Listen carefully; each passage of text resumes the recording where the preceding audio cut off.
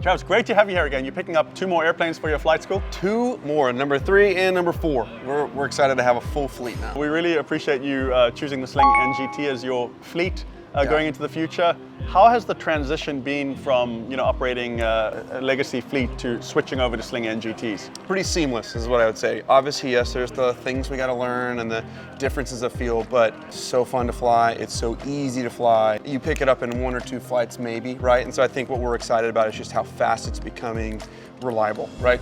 It's a quick and easy, throw a student in it, they're going to get it real quick and they're going to love flying because it's such a great plane to fly. And what we have seen in flight schools that operate a dual fleet, which I think is a great idea that you do that, sometimes the new airplanes get booked up and the older legacy airplanes start getting underutilized. Is that something that you're worried about? Yeah, maybe a little bit. I think we're always going to have those students, but you definitely got those students looking at the new shiny thing, right? We all want the shiny thing, but I think also because of how they're performing, what the plane is doing, I think people are starting to recognize this is an option. This is a good option, and I think I want to be in that option. How much training are you doing to get people into the FADEC engine and the avionics? Flying the plane, very easy.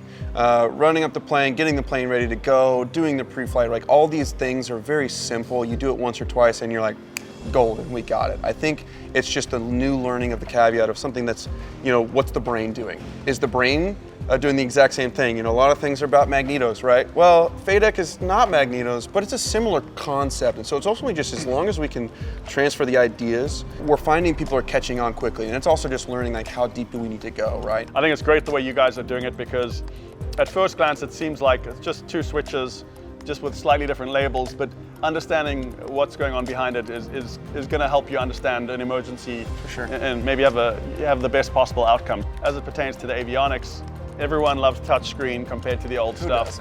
And everyone's kind of familiar with the Garmin buttonology, so I assume that's not too much of a transition from what you've been doing. I think what we're learning more so in a great way is the G3X with the whole Garmin setup. We've got a Ferrari to play with, right? You can use it like a Camry, right? And then you can slowly start building up to how do we actually utilize the full functionality. And I think that's what's great is you can hop in the plane, use it right away, and the students are not going to be distracted or confused. Very intuitive. Day 1, they don't have to know everything. They just need to know how to read all their instruments, and then we can bring in a full knowledge that they'll be able to use this aircraft like it's their best friend, and they know exactly how to talk to it, right? So I think that's what we're excited about. Yeah, no, I love that. The fact that it's a technologically advanced aircraft means we can do more certificates and ratings without retractable gear.